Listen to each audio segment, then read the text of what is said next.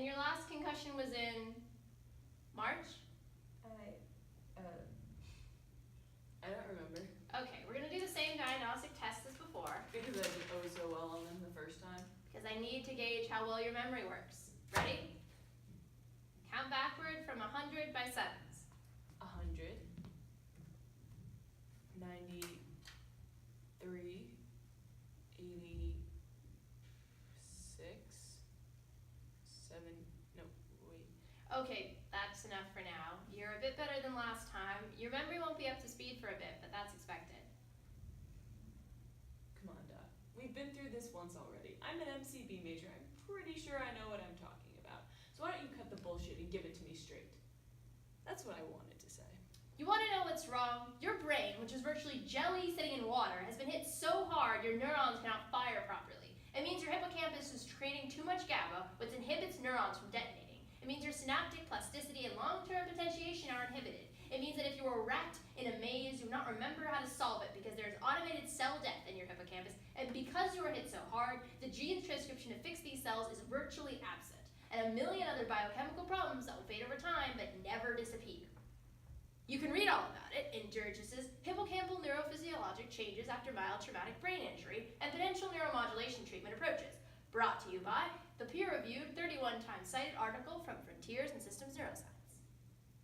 That's what I wanted to say. But I'm nice. And I'm a professional, so here's what really happened. So what does this mean for my classes? Like, am I going to be able to learn at all? It's like this. When you sense something, there's a neurological cascade in the cortex that allows you to react to what happened. That is more or less unaffected for you. What is affected is the storage of that memory. Transmitting that information to your hippocampus for it to be coded and stored long-term may not be possible for some time. There's an unconscious storing of your memory that is more controlled by your basal ganglia and your cerebellum. That's your procedural memory. That's not as affected by traumatic brain injury, so you won't find yourself forgetting how to write your name or how to get home. What will be affected is your declarative memory, which functions almost entirely in the hippocampus.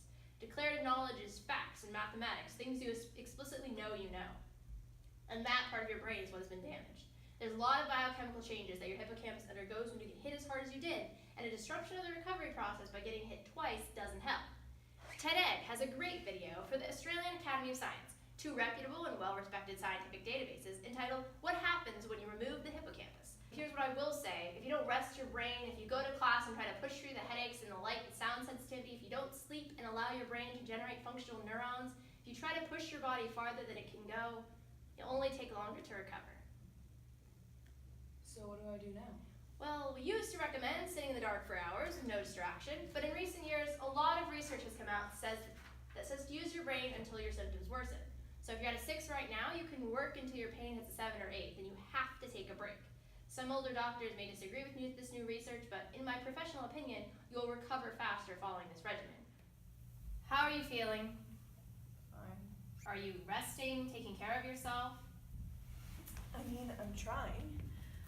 I had a massive report due on Wednesday and I wasn't allowed an extension. My math teacher suggested I drop her class because I plan to miss so much content, even though the semester ends in a month. When I asked if I could make up the quizzes later, she said the entire class would not work around the schedule of one student. My chem teacher exempted me from the midterm, but he's going to weigh my first midterm and my final a lot more heavily. And that final is the same day I have a theater paper due, and my theater GSI wouldn't curve my last assignment 2 points when I asked, even though I cannot afford another B, and she told me she does not change her grading policy and suggested I not worry so much about undergraduate grades. I haven't had the time nor the energy to go to the grocery store, so I've been eating soup for 3 days, and my head hurts pretty badly at the end of every day, so sleeping has been pretty damn impossible. Name the months in reverse order. December, November, September, no wait. That's good for now. You haven't been resting much. You can't keep going to class. You're not going to get better. Stress like this is physically stopping you from getting better. Many, many, many research articles prove how sick stress makes you at baseline. You're not doing your memory any favors by keeping this up. You can read about it in the NBC article. Stop. I know I can't keep doing this. I know it's hurting my brain. I'm the one with the headaches. I'm nauseous and dizzy more than I should be. I know it's going to take me a lot longer to get better. I know all of this. than a number to the 50 medical schools that I will apply to. I know I need to understand all the information I'm trying to learn right now because it's all going to be on the MCATs. I know this means that my whole life plan is completely screwed up and no one, not even you, can tell me what to do now. That's what I wanted to say. Called Too Much Stress Can Make You Physically Ill. Researchers may now know why. You should check it out. But that can come later. For now, you need to regain brain function.